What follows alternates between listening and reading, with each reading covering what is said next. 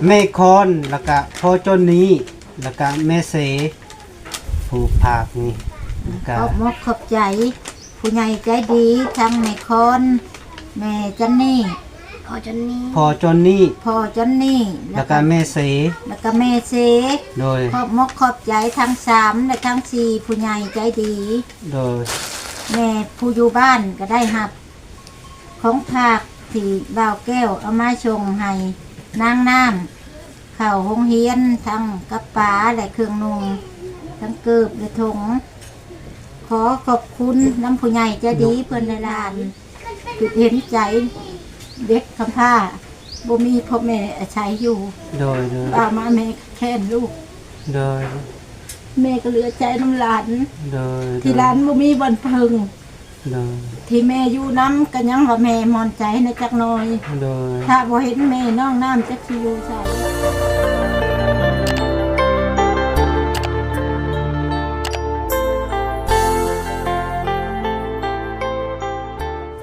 ครับทักทายสบายดีและสวัสดีพ่อแม่พี่น้อง FC เบิร์ดสุขูสุคนเปิดภาพขึ้นมาเนาะแล้วก็อยู่ที่บ้านน้องน้ำพี่น้องเอ้ยเบาแก้วกมามอบเครื่องแล้วก็พักส่วนเงินที่เหลือซื้อเครื่องให้น้องน้ำท่านพี่น้องเอ้ยมื้อนี้ก็ได้ก็มีเวลาแล้วก็นัดนำน้องเพิ่นเนาะแล้วก็สิมามอบเครื่องให้เนาะตอนนี้ก็มาฮอดที่บ้านเพิ่นแล้วพี่น้องเอ้ยก่อนบ่าวแก้วสิเข้าไปหาน้องเพิ่นก็ขอคาบทักทายสบายดีพ่อแม่พี่น้อง FC เบิร์ดสุกูสุคนทางฝั่งไทยฝั่งลาวและต่างประเทศนำเด้อเนาะก็ยินดีต้อนรับเข้าสู่ซองของบ่าวแก้ว Channel คือเก่าพี่น้องเอ้ยบ่าวแก้วก็สิเข้าไปหาเพิ่นเลยพี่น้องเอ้ยแล้วก็อยากให้พ่อแม่ FC ให้หับเบิ้งหับชมไปนำกันเนาะพี่น้องเนาะเป็นใดๆก็ได้เนาะเบาแก้วก็เดินทางมาแต่ดงเห็นกะหลายกิโลเติบพี่น้องเนาะหากมาฮอดกะเมื่อยแหงพี่น้องเอ้ยผักส่วนเครื่องก็ลากมาทางรถจักรคือเก่าพี่น้องเอ้ยเพราะว่าบ่มีรถใหญ่โอเคพี่น้องเอ้ยคือว่าเข้าไปเบิ้งนำกันเนาะพี่น้องเนาะไปพี่น้องเนาะเอาลายกะมันยานมัสสิคำเนาะ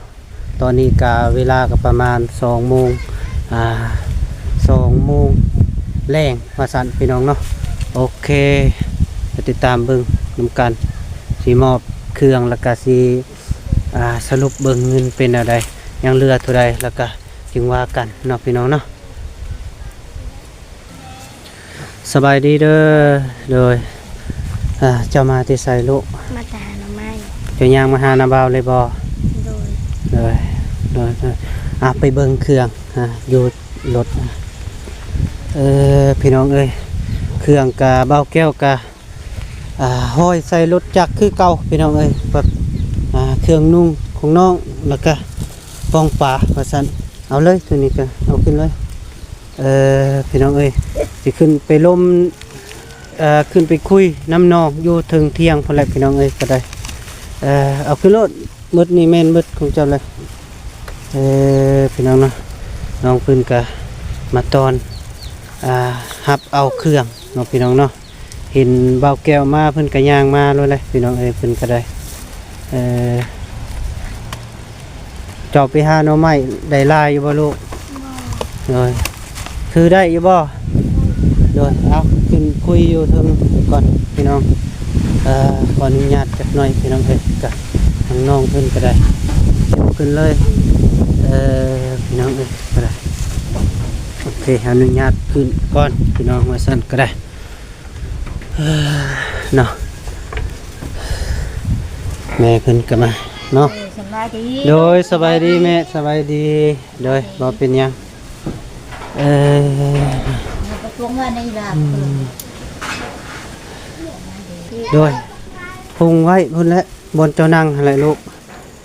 นาบ่าวจึงสีบอกเนาะโอเคนั่นแหละเลย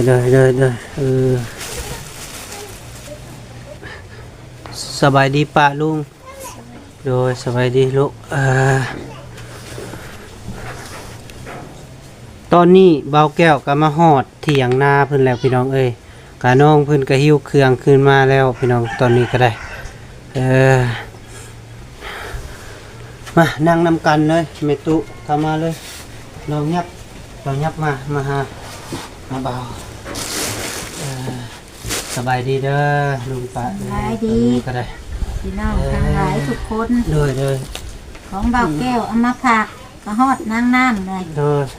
ขอบมกขอบใจ ตอนนี้ก็มาโฮดจบถึงแล้วพี่น้องเอ้ยกะทีว่าเครื่องทางผู้ใหญ่ใจบุญเพิ่นฝากเงินมาแล้วก็ฝักส่วนที่เลือกซื้อรถทีบแล้วก็เบาแก้วก็ซื้อเครื่องมาให้น้องอีกเนาะพี่น้องเนาะอันนี้ก็แม่นเป็นเครื่องประเภท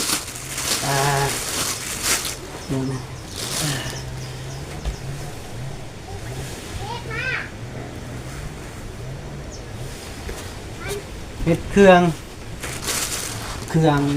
น้องเข้าห้องเรียนมาสั่นพี่น้องเนาะมี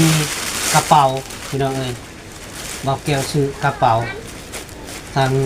ผู้ใหญ่ใจบุญเพิ่นว่าซื้อกระเป๋าขึ้นไปห้องเรียนเนาะเพราะใส่ปื้นใส่บิ๊กกันนะมากอยู่บ่เป็นนี้มากอยู่บ่แล้วก็เครื่องเรียนเพิ่นพี่น้องอันนี้จะเป็นเสือเขียนสั้นพี่น้องเอ้ยเป็นเสือเขียนสั้นสิ้นมีอยู่2พื้นพี่น้องเอ้ย2พื้นแล้วก็เสื้อกะ2พื้นพี่น้องเอ้ยเสื้อแขนยาวกับแขนสั้นเสื้อ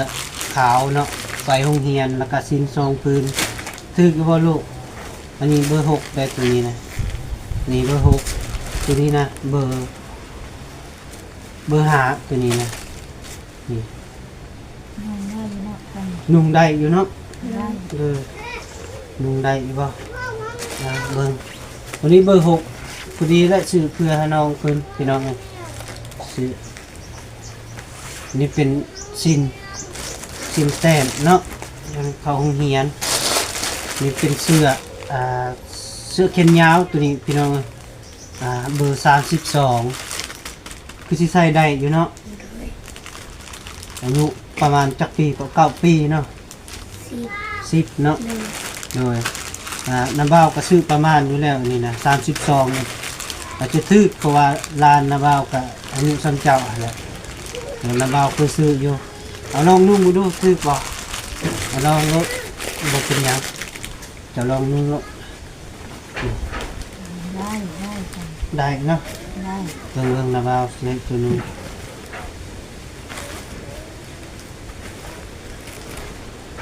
ลองสุดนู้นมีหยาดเด้อพี่น้อง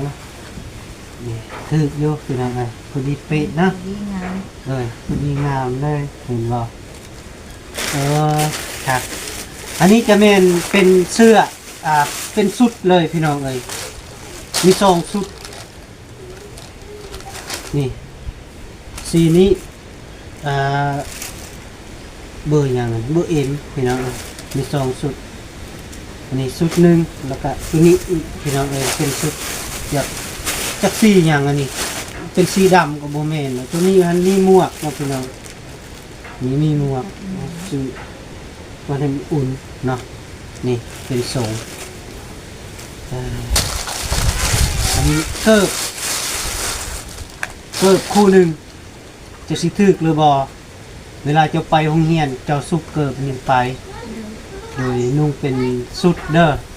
แล้วก็ไปโรงเรียนนะมันนี้มาเบาสื่อถือใจบ่ลูกถือใจเนาะถือใจเนาะแล้วก็ป้องปลา2แพ็คเด้อป้องปลามาให้เจ้าไปกินเอาไว้กินมื้อละปอง2ปองก็แล้วแต่กินไปน้ำกันให้ละเด้อแม่ตูเด้อลักเครื่องให้น้องน้ำเกิบนี่ถือบ่ล่ะถือกี่ดอกคือสิถือเบิ่งลงสุกเบิ่งดูใส่เกิบ เบิ่งน้ำบาวสิได้อยู่อ่ะ ช่วยเบิ่งนะลูกเบิ่ง เบิ่งครัวถือบ่ เชื้อแล้วลูกเบิ่ง ลูกถืออยู่ เด้ดีงามเพื่อข้าวจะเปรี้ยวยังไม่ชุดข้าว เดี๋ยวพอดีเนาะเกิด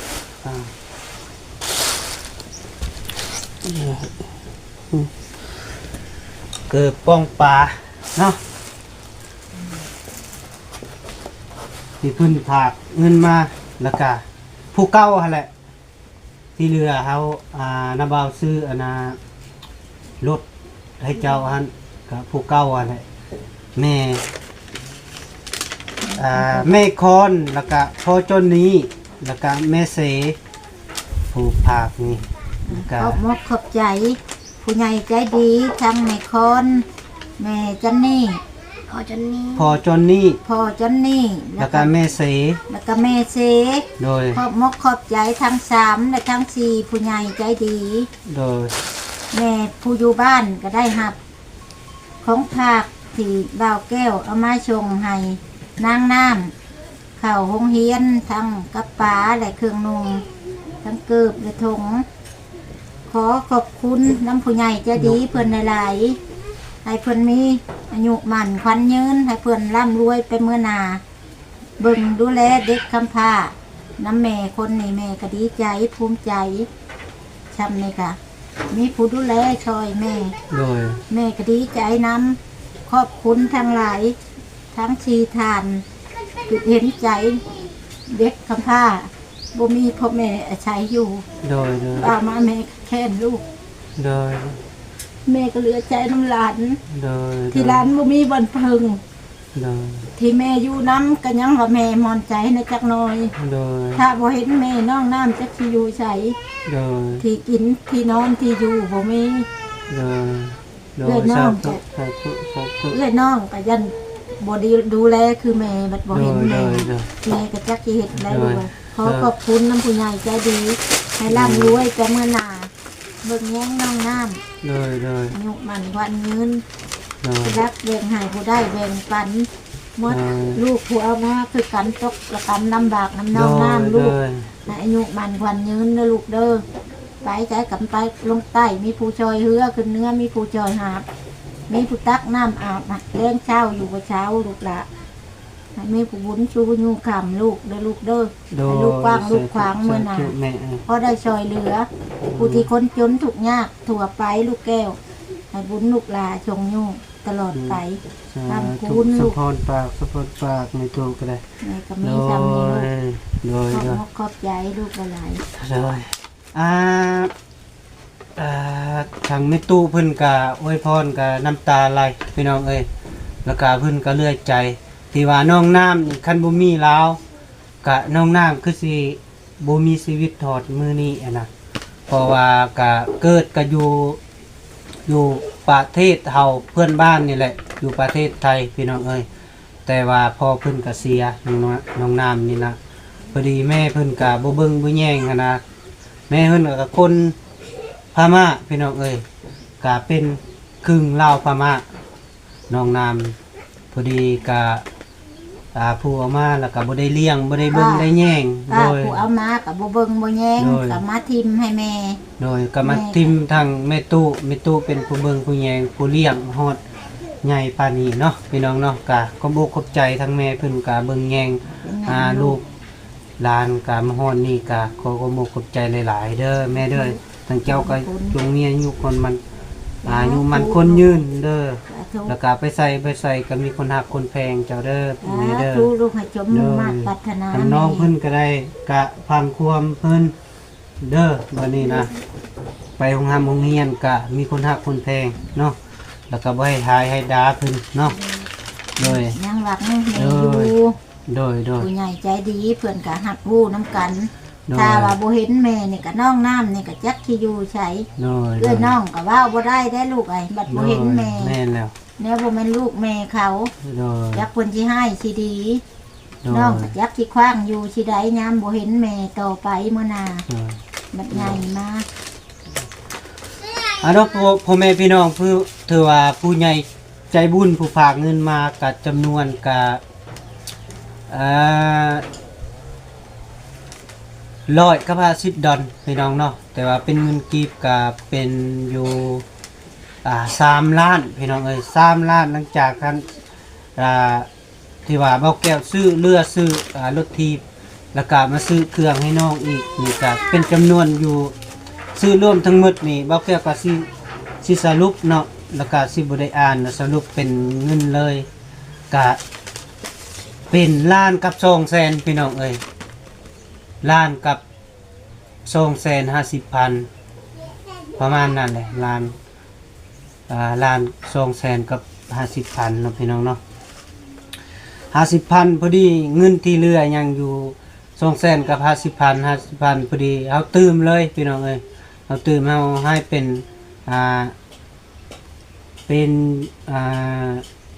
300,000เลยพี่น้องเอ้ยเพื่อให้แม่ตู้นะเอาไว้ให้น้องไปโรงเรียนนะขึ้นไปแล้วก็ให้แม่ตู้เนี่ยเอาให้มื้อละ 4,000 5,000ก็แล้วแต่แม่ตู้มื้อนี้เนาะแต่ว่าโดย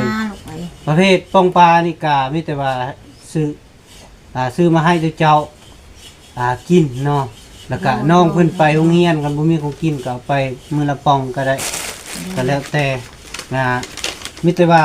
ให้แม่ตู้เป็นบริหารให้เด้อบัดนี้เด้อก็ตั้งเครื่องนี่ก็ได้ก็มามอบให้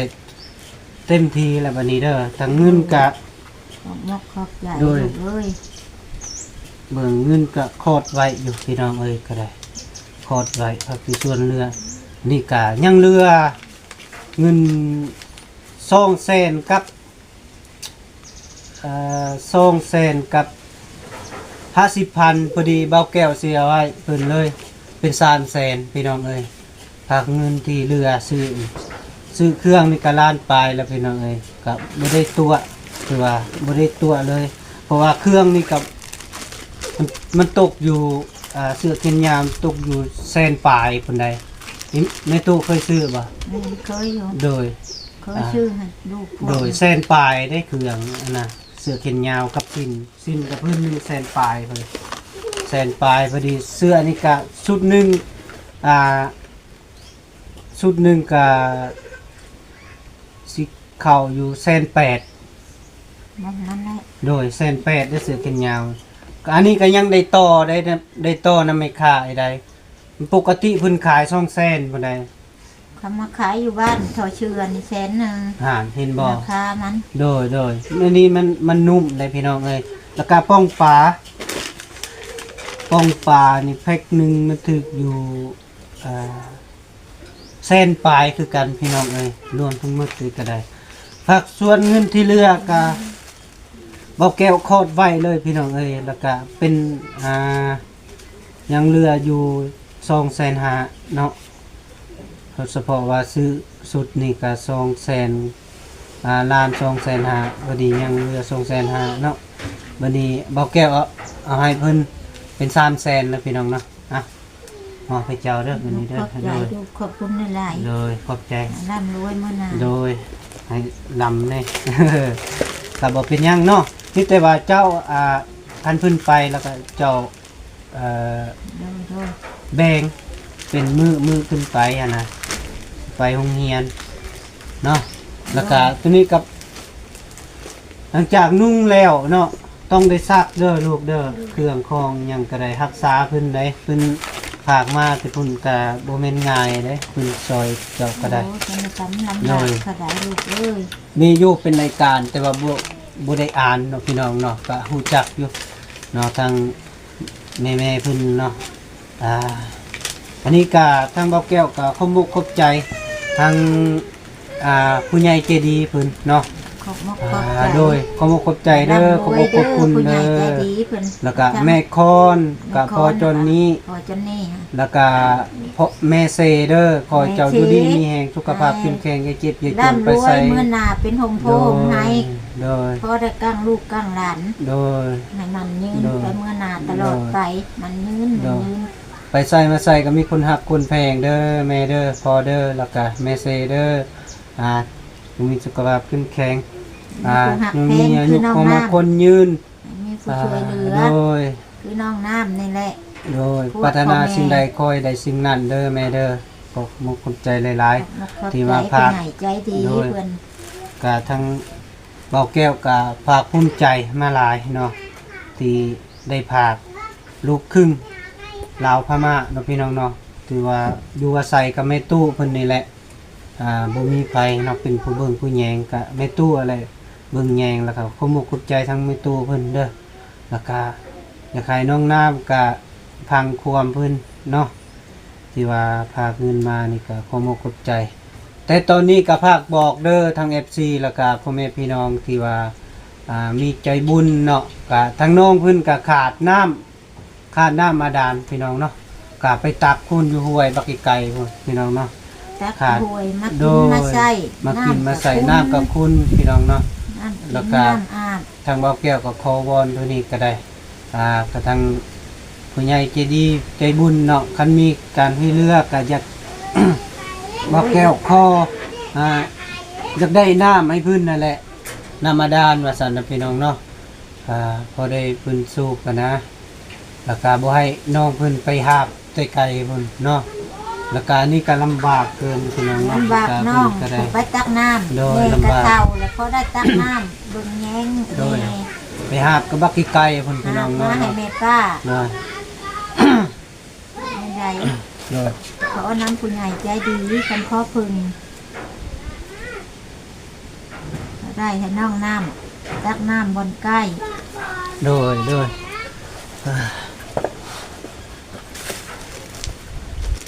นี่ฮามาสรุปเรียบร้อยเนาะ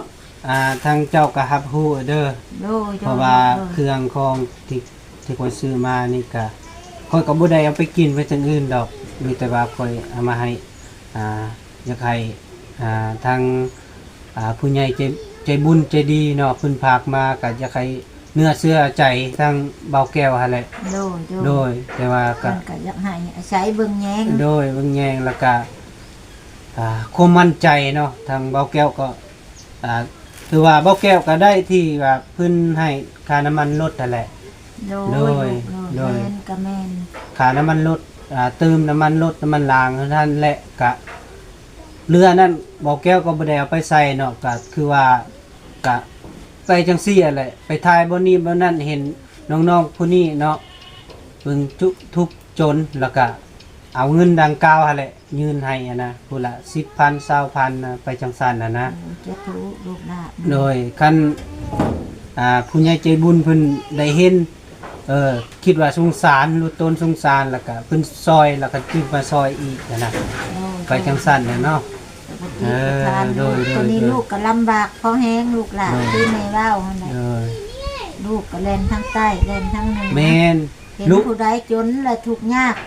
ลูกก็พอได้ว่าห้องใจผู้ใหญ่ใจดีเพื่อนช่วยเหลือ โดยโดย เพื่อนน้องผู้ลำบากทุกคน โดย ผู้จนและทุกข์ยาก ลูกก็บ่ได้ โด เว้น ย ลูกก็มีแต่ว่าไปหาครูบอลครูแจ๊ แม่น อยากช่วย โดยอยากช่วยเหลือ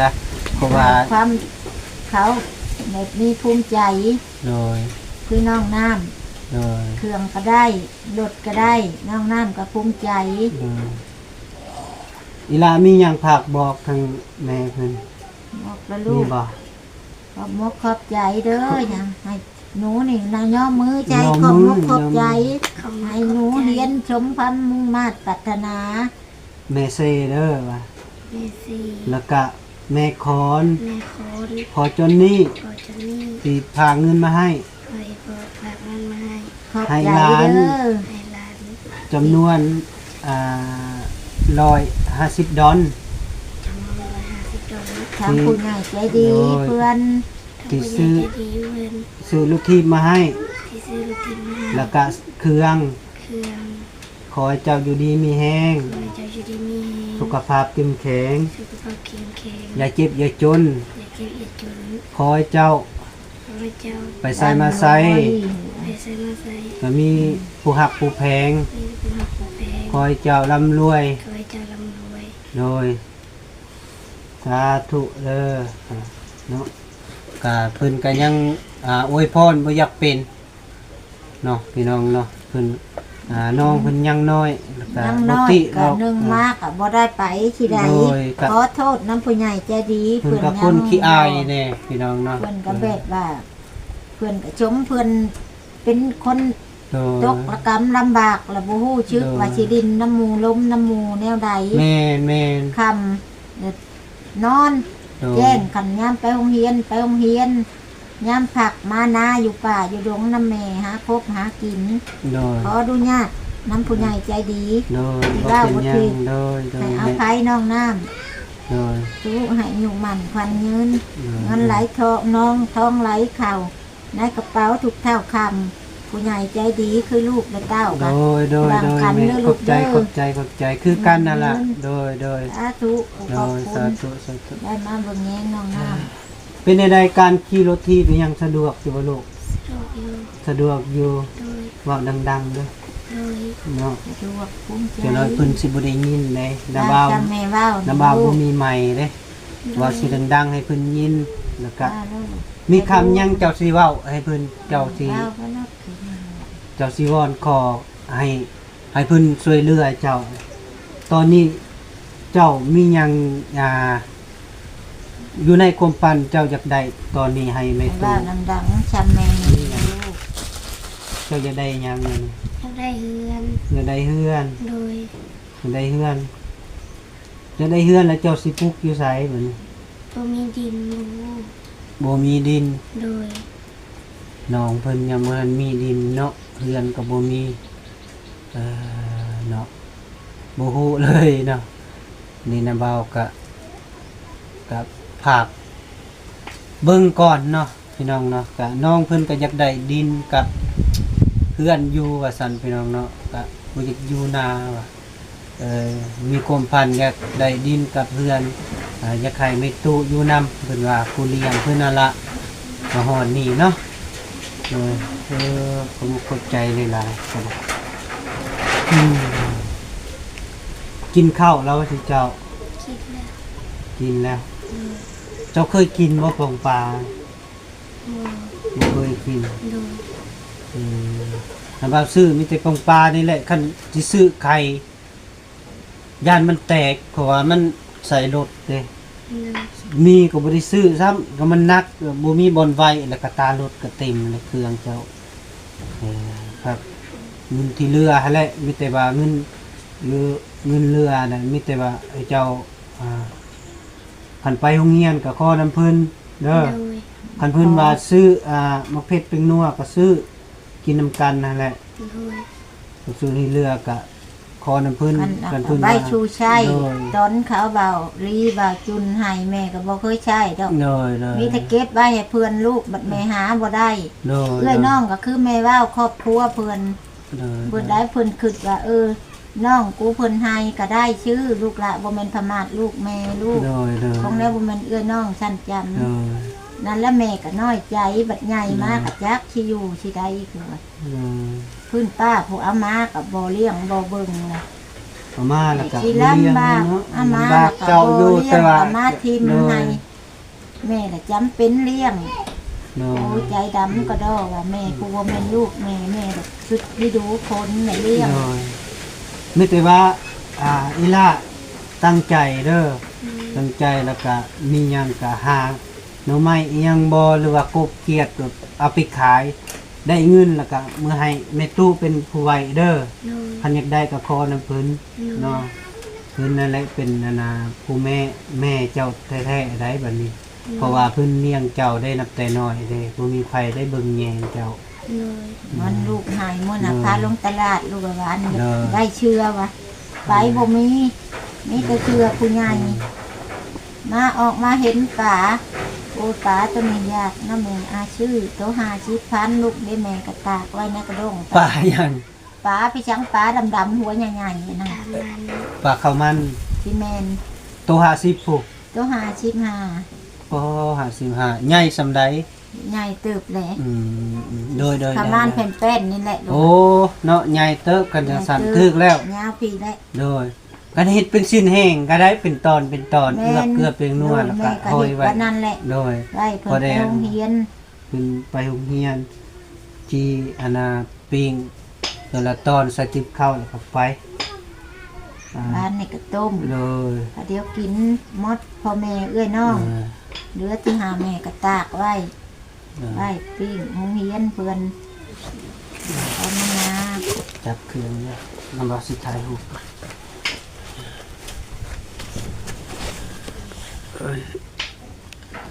2 3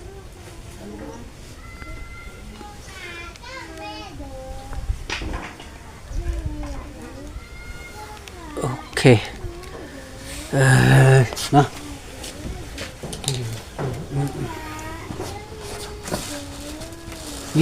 มีแต่ว่าจังซั่นนะเด้อน้าบ่าวก็สิกลับปะแล้ววันนี้นะมันค่ำน้าบ่าวยังสิเดินทางต่ออีกจักฮอดไสบ่ดีก็ได้น้าบ่าวสะดวกไปแล้วเนาะโรงเรียนก็มื้ออื่นไปนั่นก็ โดย ขี่ค่อยขี่แล้วรถก็ได้ โดย ไปพุ่นก็ไปแล้วค่อยไปค่อยมา สะดวกแห่งสำบายมา โดย เลิกหงเฮียนแล้วก็มานาเอา เครื่ น้ อ อง ง นี่ มา ก็ ให้ นุ่งกระเป๋านี่ก็รักษา โดย บิ๊กนาบ่าวก็บ่ได้ซื้อไปซื้อให้แม่ตู้ได้ซื้อให้บั เป็ ด น นี้ หยัง เด้อ หรอกลูกแม่ชื่อ เอาขออยู่ดีมีแฮงเด้อสุขภาพเข้มแข็งอย่าเจ็บอย่าจนเด้อพ่อแม่พี่น้อง FC หมดทุกๆทานผู้ใหญ่ใจบุญก็ได้ที่พาเงินให้น้องนี่ก็ทางเบาแก้วก็สิขอตัวเดินทางต่อพี่น้องเนาะขออยู่ดีมีแฮงร่ำรวยสุขภาพเข้มแข็งเด้อ ร่ำรวยโชคดีเด้อ ทาง ผู้ เบา ใหญ่ แก้ว ใจ ก็ขอขอบ ดี ใจ เด้อ หลายๆเด้อพี่น้องเด้อ ให้ บ๊าย ร่ำร บา วย ยเมื่อหนาบ๊ายบาย ไปก่อนมานี่